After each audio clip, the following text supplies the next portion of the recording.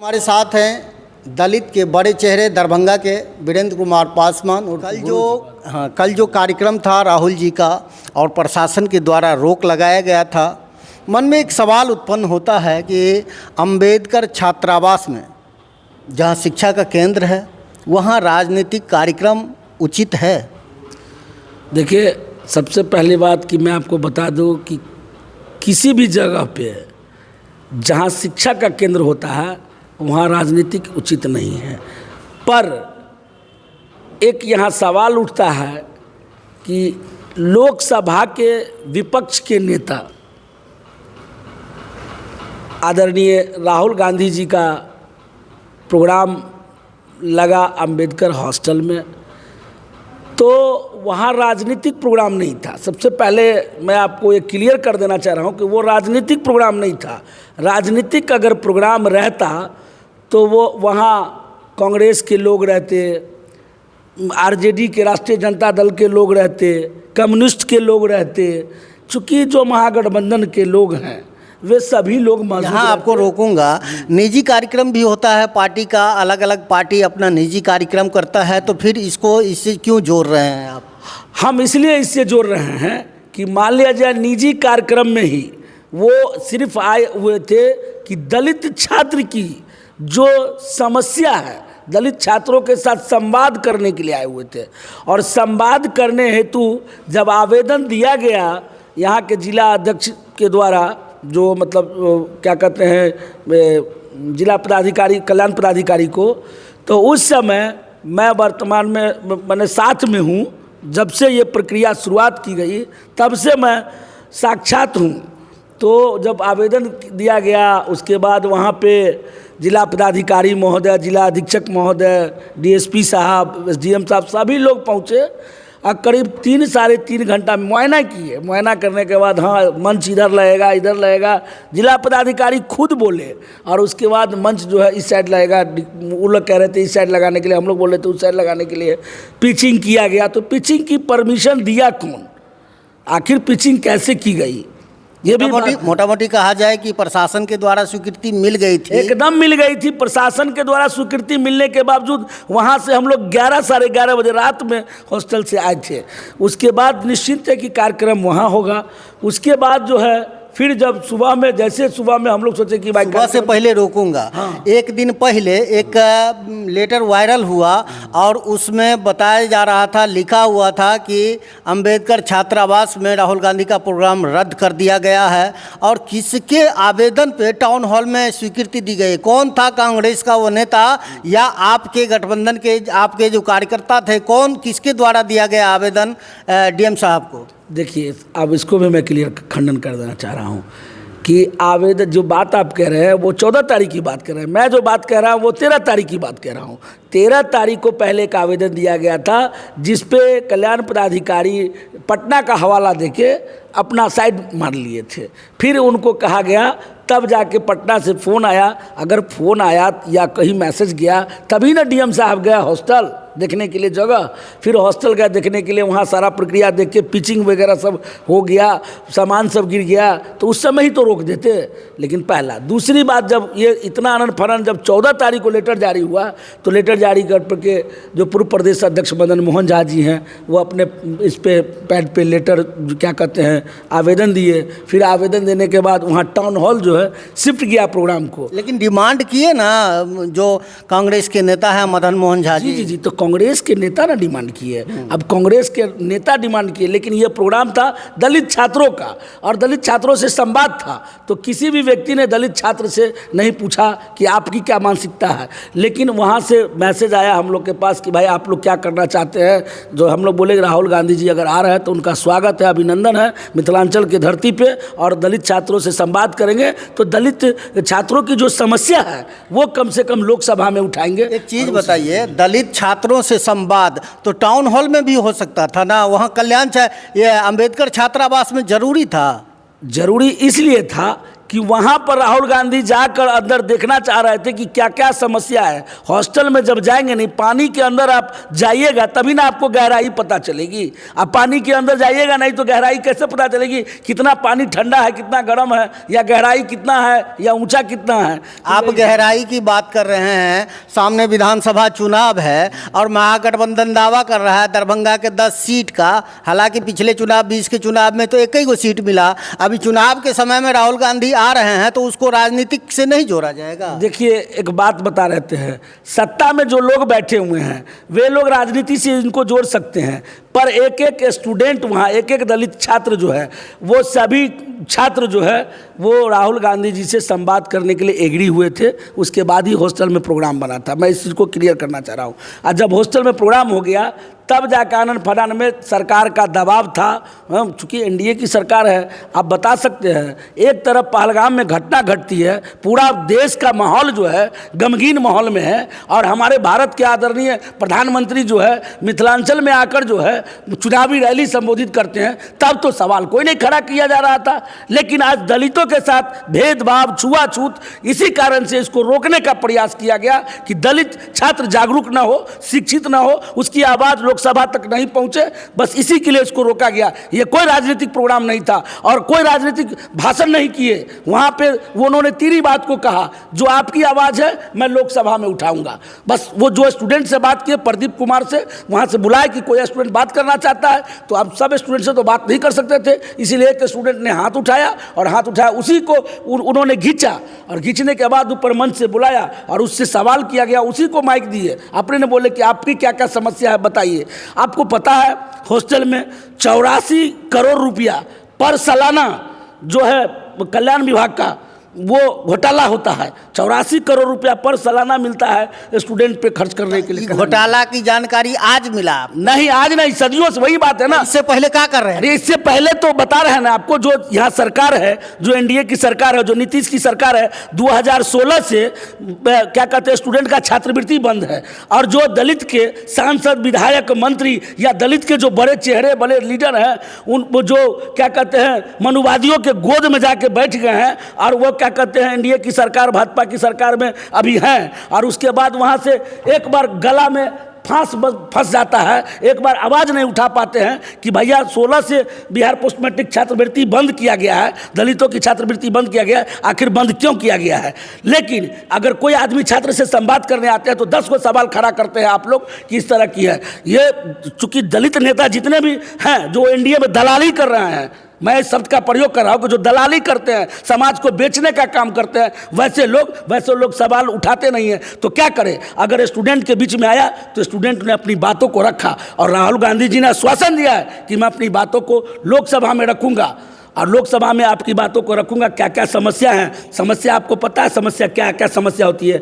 Bed के लिए पैसा आता है, थाली के लिए आता है, प्लेट के लिए आता है, बिल्डिंग के लिए आता है, तो ठेकेदार और कल्याण पदाधिकारी, जिला कल्याण पदाधिकारी दोनों मिलकर पैसा का गबन करते हैं। उसके बावजूद भी उसकी कोई जांच रिपोर्ट है। चूंकि जो दलित की नेतृत्व करता है, जो दलित किसको अपना नेतृत्व मानता है, जो सांसद, विधायक या उसके जो बड़े लीडर होते हैं वही, और वही जाके उसके सत्ता के गोद में बैठ जाते हैं, दलाली करते हैं सत्ता की, और उसके बाद जो है आवाज किससे पूछेंगे वो। हमारे तमाम दर्शक से एक निवेदन रहेगा, इस वीडियो को शेयर कर दीजिए, ताकि जो सीना ठोक के कर रहे हैं कि हम दलित के नेता हैं, और लगातार गुरुजी भी बहुत ज़्यादा उसमें चहल पहल था, छात्रावास में तमाम छात्रों को लेकर आगे दिख रहे थे। लेकिन एक गुरुजी से मैं सवाल करना चाहूँगा, और तीखा सवाल है गुरुजी, याद रखिएगा, गौर से सुनिएगा। एक चीज़ बताइए, दर्शक बंधु आपसे भी निवेदन है कि कमेंट जरूर कीजिएगा इस विषय को लेकर।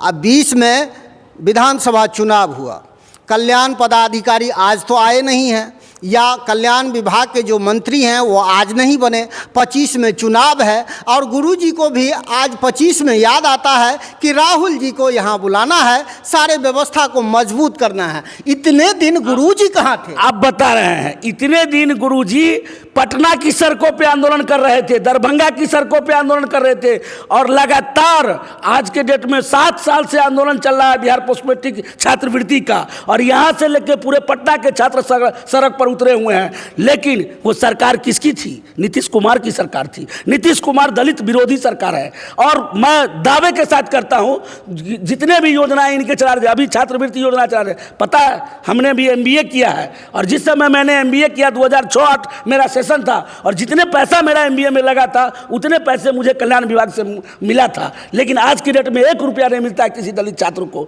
ये सब कहने के लिए होता है, कोई भी आदमी दलित सांसद, विधायक, मंत्री या क्या कहते हैं, किसी भी पार्टी दल का हो, वो जो जीत कर जाते हैं वो सवाल नहीं उठाते हैं। और हम लोग सड़क से ले आज जितने भी मुद्दाएं हैं छात्र के, वो समाज के जितने भी मुद्दा हैं, वो सड़क पर हमेशा आवाज़ बुलंद करते हैं और हमेशा उठाते रहते हैं, और आज भी उठाए। ये आज की बात नहीं है कि राहुल गांधी जी आए तो हम लोग को एक कॉन्फिडेंस जगा, एक भरोसा जगा कि हमारा भी कोई नेता आ रहा है सुनने के लिए दलितों की बात, दलित छात्रों की बात कोई सुनिए।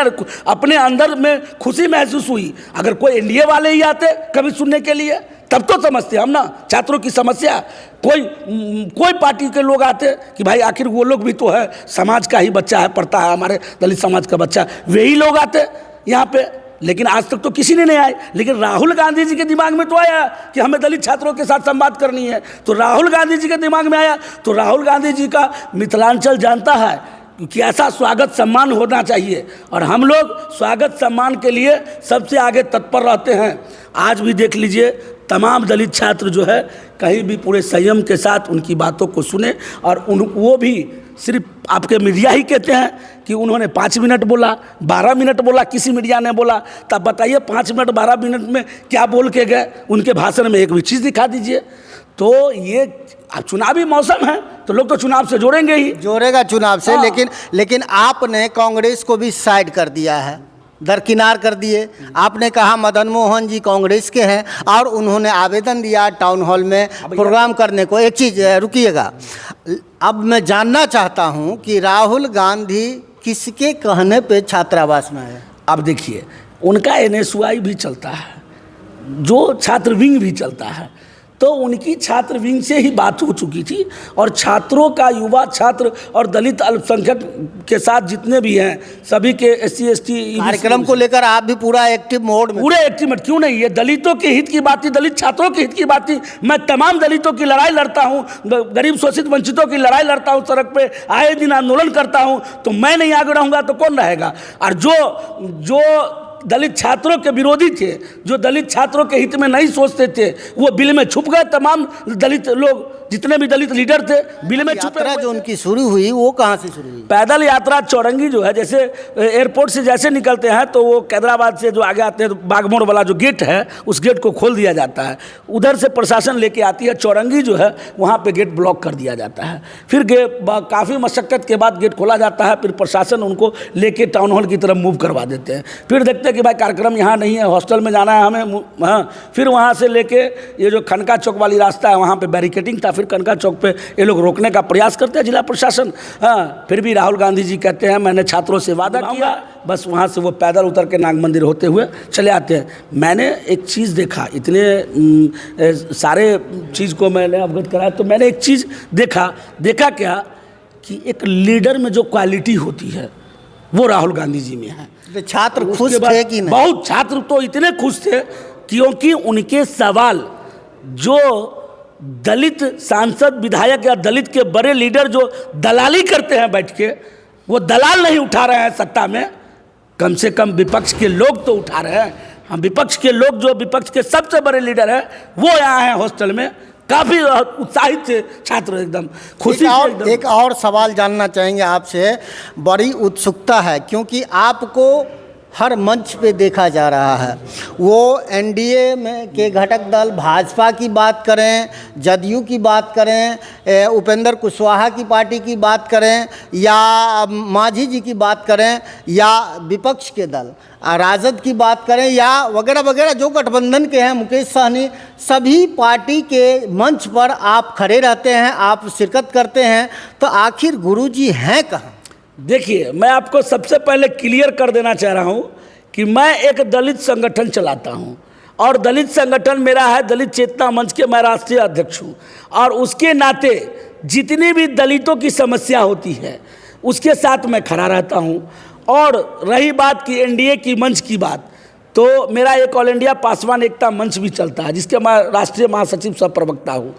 तो आज तक किसी भी भाजपा का निजी प्रोग्राम में मैंने नहीं गया, जदयू का निजी प्रोग्राम में नहीं गया, लेकिन भाजपा जदयू के कोई सांसद मिनिस्टर दलित आते हैं तो हमसे संपर्क करते हैं, मुझे बुलाया जाता है तो मैं जाता हूँ मुलाकात करने के लिए। रही मंच की बात, तो पप्पू यादव जी हमारे नेता हैं।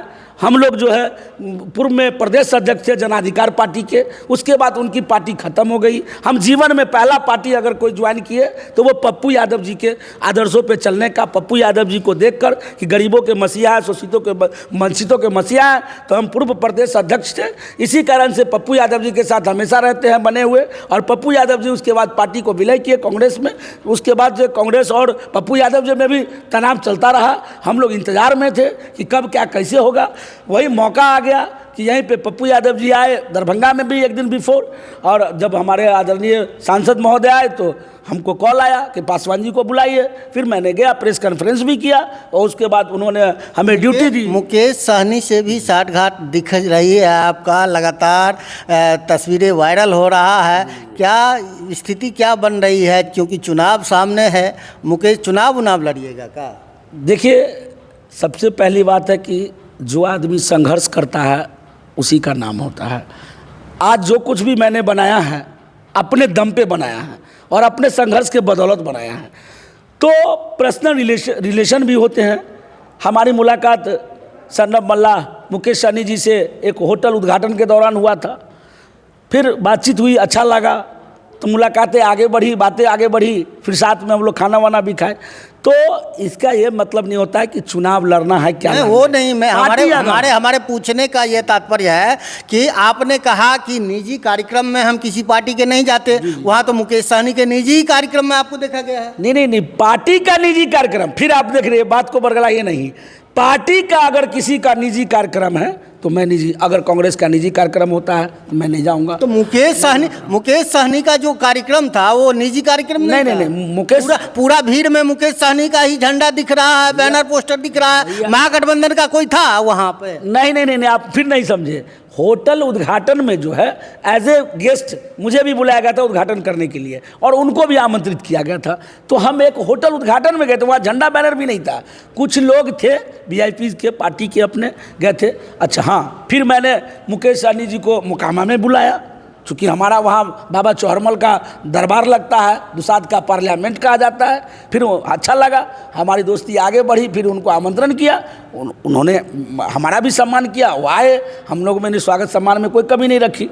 तो ये चीज़ क्या होता है ना, मुकेश सहनी से नज़दीकी और चिराग पासवान से दूरी बन गया है का? नहीं, हम चिराग जी के भी बहुत करीबी हैं, हमारे चिराग जी भी बहुत करीबी है। मैं क्या बोला आपको कि दलित में कोई भी सांसद विधायक मंत्री आते हैं दरभंगा, अगर मुझे कॉल आता है तो मैं एज ए दलित के नाते मुलाकात करने, अपनी बात कर रखने अवश्य जाता हूँ। चिराग पासवान कह रहे हैं कि केंद्र छोड़ के हमें बिहार बुला रहा है और बिहार के राजनीति में कुछ हलचल होने वाला है। क्या आप चिराग के साथ रहेंगे या मुकेश सहनी के साथ? ये नहीं बता सकते कि मैं किसके साथ रहूँगा। हमारी विचारधारा है बहुजन विचारधारा, हम बहुजन विचारधारा वाले लोग हैं और हमारे विचारधारा के साथ जो बाबा साहब को मानने वाले हम लोग हैं और बाबा साहब की विचारधारा के साथ जो लोग रहेंगे उनके साथ मैं रहूँगा, भले वो मेरे कास्ट का लोग क्यों ना रहे, मैं उसका विरोध करूँगा। राहुल गांधी छात्रावास में आए, अंबेडकर छात्रावास में, आपने आरोप लगाया है कि वहाँ करोड़ों का गमन हुआ है। क्या राहुल गांधी के आने से यह गमन का पर्दाफाश हो पाएगा? देखिए, गमन का पर्दाफाश नहीं होगा, बट एक चीज़ है, जो 2016 से बिहार पोस्ट मैट्रिक छात्रवृत्ति पे बैंड लगा हुआ है वो कम से कम खुल सकता है, वो पोर्टल खुल सकता है राहुल गांधी के आने से। अगर उनकी सरकार बनती है तो उन्होंने वादा किया है कि छात्रवृत्ति पुनः मैं चालू करवाऊंगा। आप सरकार की बात करते हैं, जो विपक्ष के नेता हैं, जो विपक्ष में बैठते हैं, उनके आवाज़ से बहुतों का योजना जो है वो सफल हो जाता है, चालू हो जाता है। अब सरकार बनने की क्या? जी, मैं बता रहा हूँ कि दो लोग होते हैं, एक विपक्ष के जो नेता होते हैं वो कोई काम करवाते हैं और जो पक्ष के नेता है वो करते हैं। तो उन्होंने मुझे आश्वासन दिया है राहुल गांधी जी ने कि मैं जो आपकी आवाज़ है लोकसभा में उठाऊंगा और आपकी आवाज़ को लोकसभा में उठाने के बाद जो हमसे बन पड़ेगा मैं अवश्य करूंगा। और वो मुझे ऐसा प्रतीत हो रहा है कि वह एक 3 मुद्दा लेकर गए हैं और तीनों मुद्दा को निश्चित ही चालू कराएंगे। हाँ, एक मुद्दा है जिसमें प्राइवेट में जो है रिजर्वेशन का, उस पर मैं ज़्यादा जाना नहीं चाहूँगा, लेकिन ये दो ज्वलंत मुद्दा हैं छात्र से रिलेटेड, उसको तो कम से कम मुझे पूरा भरोसा है कि उनके हित में बात की जाएगी। बहुत बहुत धन्यवाद हमसे जुड़ने के लिए। आप तमाम दर्शकों से एक पूछना चाहेंगे कि राहुल गांधी के इस कार्यक्रम से प्रशासन के द्वारा रोका गया, पीछे के दरवाजे से राहुल गांधी उस स्थल पे पहुंचते हैं, कार्यक्रम स्थल पे। पीछे के दरवाजे नहीं, फिर आप गलत बोल रहे हैं, पीछे के दरवाजे नहीं, सीना ठोक के आगे के दरवाजे से घुसे हैं। ये जज्बा तो मैं उनमें देखा हूँ, सीना ठोक के, जिला प्रशासन भी साथ में, और जिला प्रशासन के नाक के नीचे से गए हैं और बिहार एनडीए सरकार के मुंह पे तमाचा मार के गए हैं, राहुल गांधी अंदर गए। इन गुरुजी का कहना है कि सीना ठोक के राहुल गांधी छात्रावास में गए, कार्यक्रम को संबोधित किया, छात्रों से बात किया। लेकिन अब यह तमाम चीज़ों में एक बड़ा सवाल है कि राहुल गांधी के आने से क्या कल्याण छात्रावास का व्यवस्था सुधर पाएगा, छात्रवृत्ति मिल पाएगी, यह एक बड़ा सवाल है।